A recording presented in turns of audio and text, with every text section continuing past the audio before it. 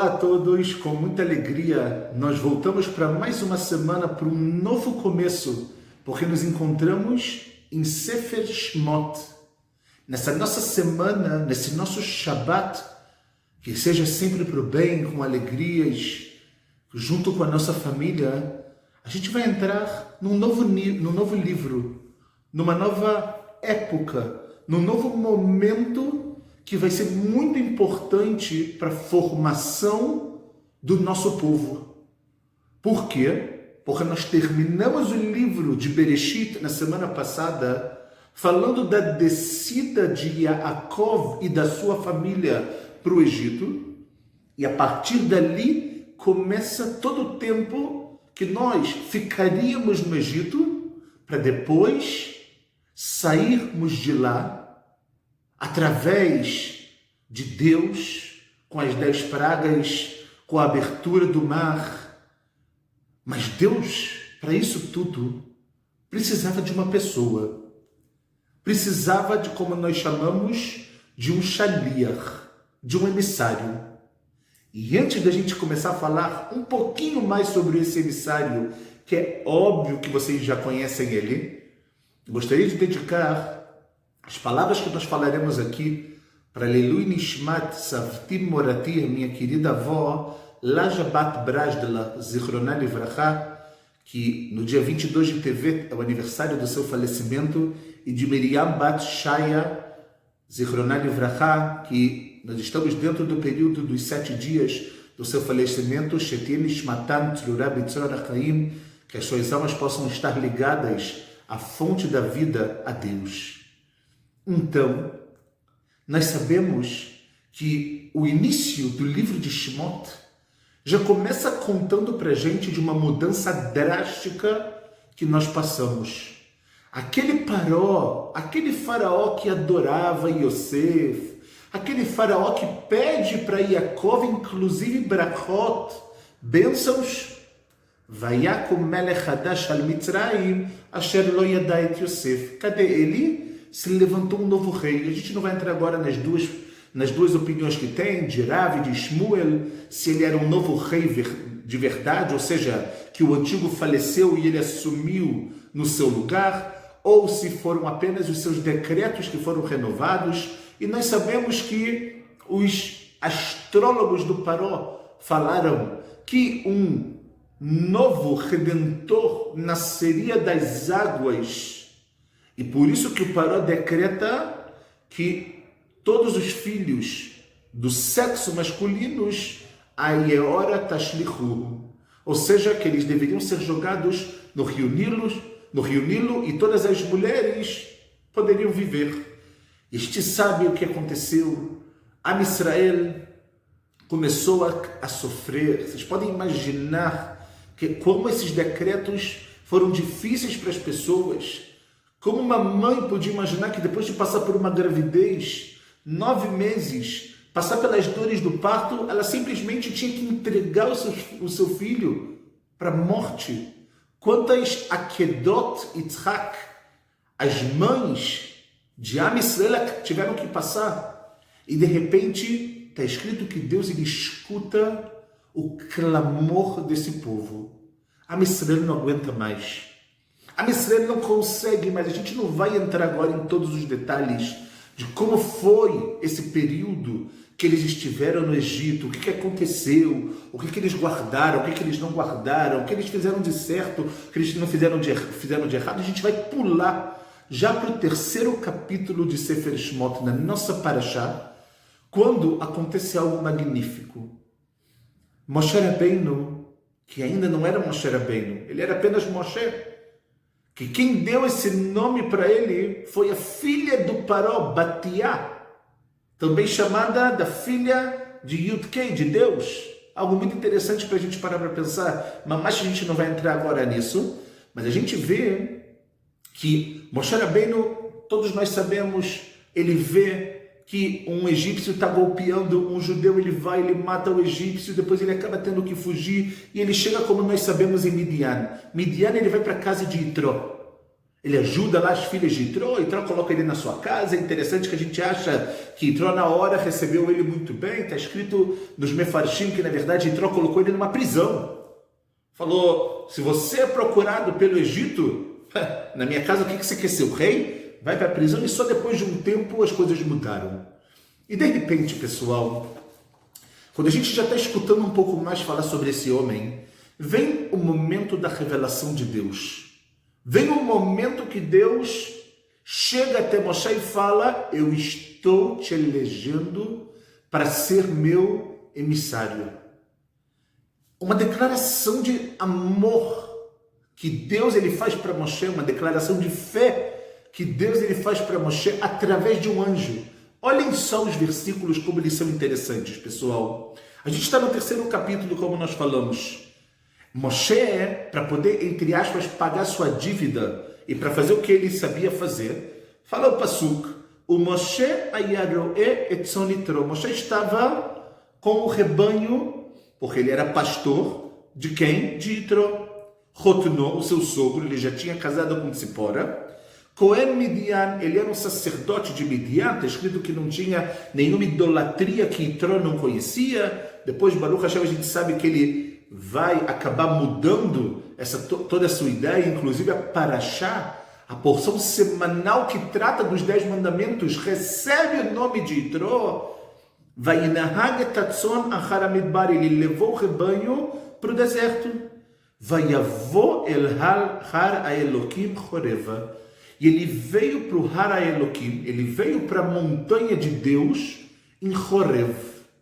Interessante, vocês podem estar, se vocês têm um pouquinho de conhecimento e que é incrível, Horev é o nome dado para o Har Sinai. Horev é o nome do monte que Deus deu os 10 mandamentos para Moshe alguns anos depois. Moshe também não estava ali.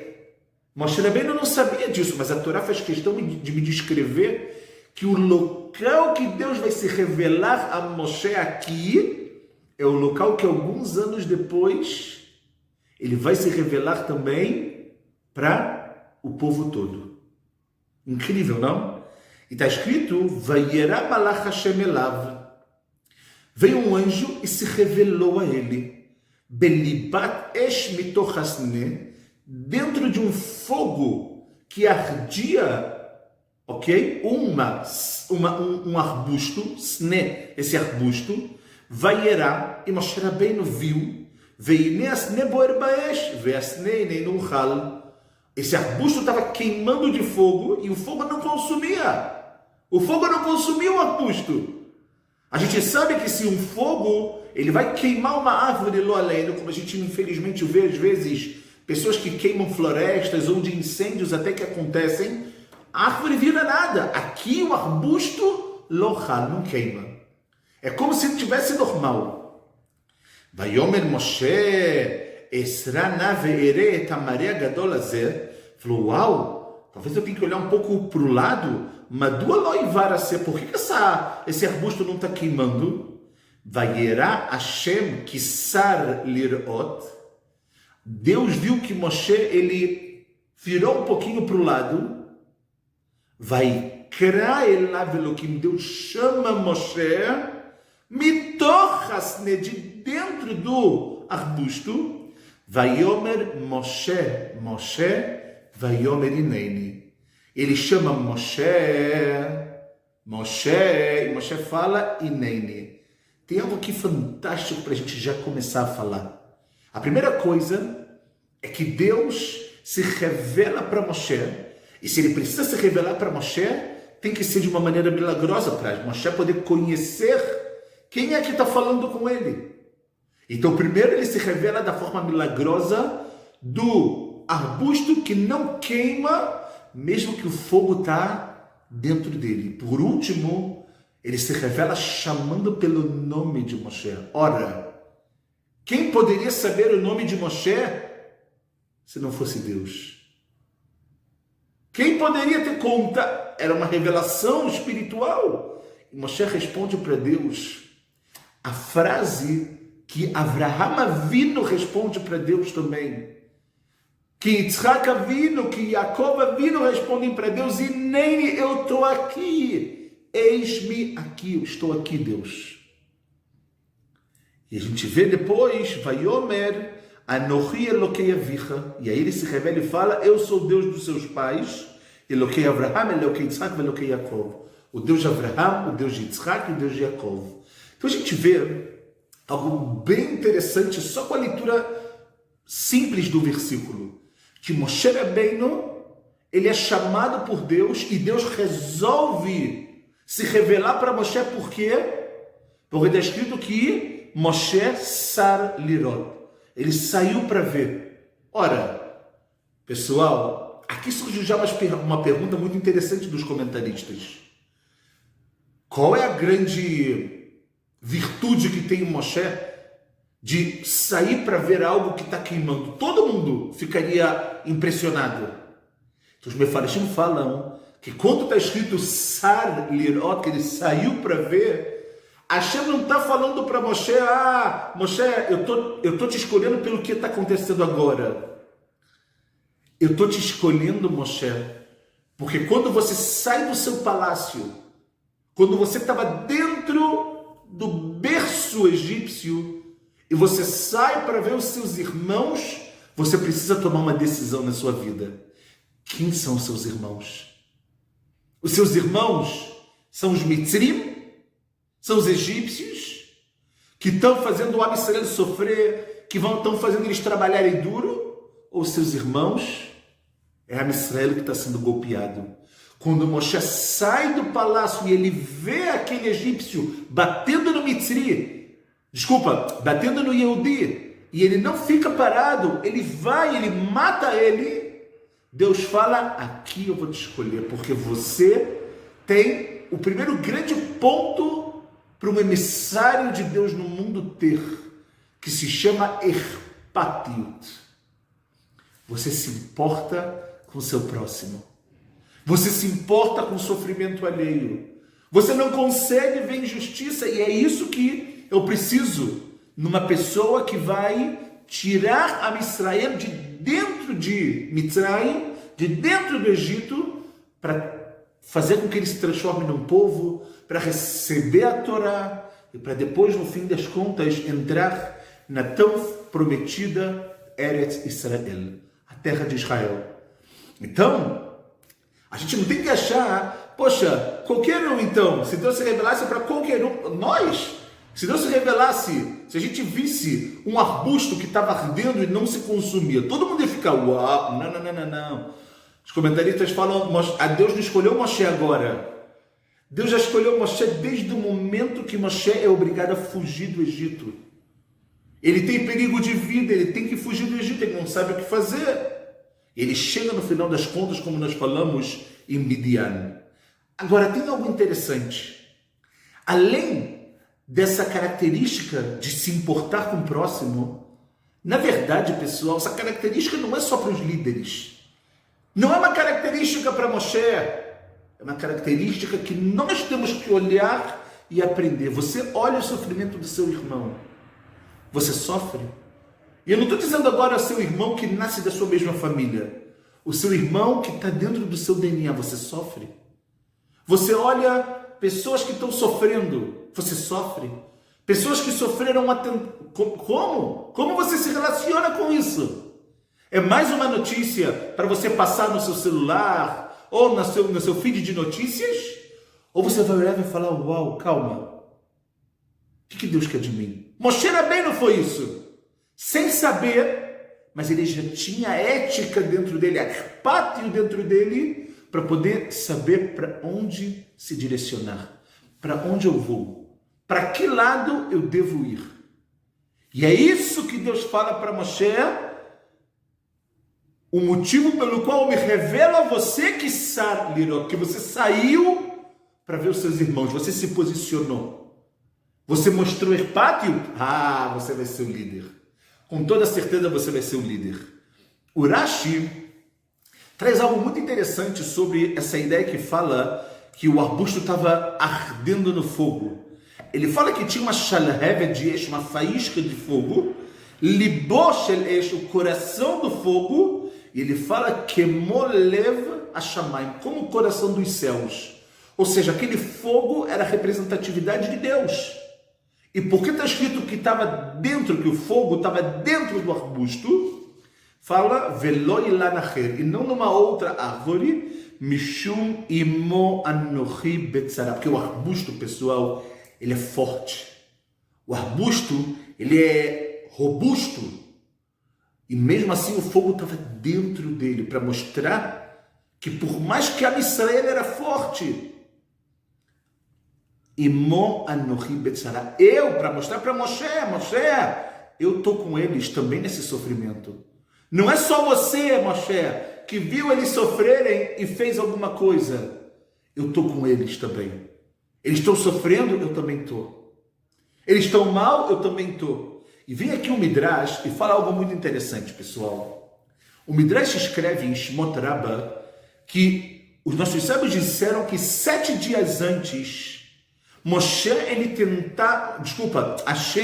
ele tentava mefatel Moshe sheyeler bishlichuto. Ele tentava convencer Moshe para ir nessa missão de resgatar, de salvar esse povo tão oprimido que estava no Egito durante tanto tempo. E está escrito que Moshe não queria ir. Ad maaseh asne. Até Moshe olhar esse arbusto queimando como o coração dos céus, como Deus falando para ele, eu estou aqui, o arbusto é pesado, olha só, você está com medo? Eu estou com vocês. E monochi betzara, Deus ele fala, e aí vem uma ideia linda, que está escrito, pessoal, que no Yalkut Shimoni, que ele fala que o fogo é uma representatividade de Israel. Asne, o arbusto, é uma representatividade de quem? De Ovdei Elilim, de quem faz Avodah Zarah. Ou seja, Moshe Rabbeinu estava olhando, de acordo com o Yalkut Shimoni, a gente tem que entender aqui de uma forma metafórica, que em Ashan Shel Israel ochelet Ovdei Elilim, vem Ovdei Elilim, mechabim shalhevet Shel Israel, ou seja, o fogo que Am Israel não consegue apagar, não consegue fazer com que aquele arbusto vai se deteriorar, mas por outro lado, o arbusto que é a idolatria não apaga a Israel. Os dois acabam tendo que viver juntos de alguma forma. Aval, fala o Yalkut Shimoni, leatid lavor, no futuro, Ashan shel Israel ochelet et Ovdei Elilim. No final das contas vai ficar barur legamre, vai ficar claro que o fogo vai consumir. Por quê? Porque o mundo não vai ter mais espaço para idolatria. E é o que a gente vê. Pensem na idolatria de alguns anos atrás, de alguns 1000 anos atrás, e na idolatria que existe hoje. Só vai se enfraquecendo. Só vai ficando mais fraco. Daqui a pouco vai desaparecer. Por quê? Porque essa é a Geulah de Am Israel. Essa é a redenção de Am Israel, é o livro que a gente está. O livro de Shemot, o livro da Geulah, o livro da redenção. Então a gente vê, pessoal, que o Midrash continua perguntando e ele fala porque a gente precisa entender esse arbusto, esse fogo. Existem muitas coisas místicas aqui. E o Midrash continua perguntando, ele fala que veio um gentio para o Rabi Yoshua ben Karcha e perguntou para ele assim, por que Deus escolhe justo o arbusto para falar com Moshe? A gente já trouxe a explicação do Rashi, já passeamos em muita coisa aqui interessante, mas eles falam o seguinte, Amarelei, Elo mitoch haruv mitoch shikma, kachaita shoalani, ela leotziacha, chelek yeshar. Ele fala por quê? Porque o arbusto, como a gente falou, ele é forte, você não consegue tirar uma parte dele. O arbusto ele é inteiro. Lama mitoch hasne lelamdecha shein makom panui belo shchina afilu sne. Para ensinar que mesmo dentro do sne, dentro do arbusto, a shchina, a presença de Deus está lá. Não existe lugar no mundo que não é preenchido com a shchina, com a presença de Deus. E é isso que a gente fala no livro de Tehilim, no livro dos Salmos. La Hashem haaretz umloah tevel veyoshvivah. De Deus é a terra e tudo, mas tudo o que tem nela. Então, pessoal, para a gente poder terminar, que eu acho que essa ideia da revelação de Deus para Moshe, essa ideia de como isso tudo aconteceu, a gente às vezes acha que é tudo imediato, às vezes a gente acha que Deus estava... Não, tudo existe um plano, tudo existe uma lógica por dentro disso tudo, e a gente tem que realmente entender algo muito bonito, que Hashem nunca abandona o seu povo. Hashem nunca abandona a gente falou sobre isso um pouquinho na parashá da semana passada, de Yaakov, de estar fortalecido, mas mesmo no caso ali a gente estava falando de uma pessoa quando está enferma e etc. Aqui a gente está falando de Am Israel. Aqui a gente está falando da formação de Am Israel, que Moshe Rabbeinu está entendendo que Deus está se revelando mesmo num arbusto, o lugar que lhe parece sem vida, a Shekhinah está ali. Do lugar que parece que é óbvio que se vier um fogo ele vai consumir. Não. Não se preocupa. Imo anochi betzara. Moshe, o que você precisa fazer é trazer esse povo de volta.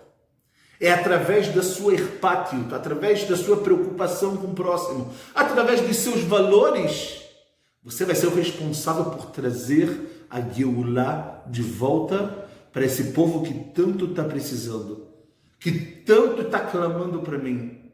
Eu confio em você, vai.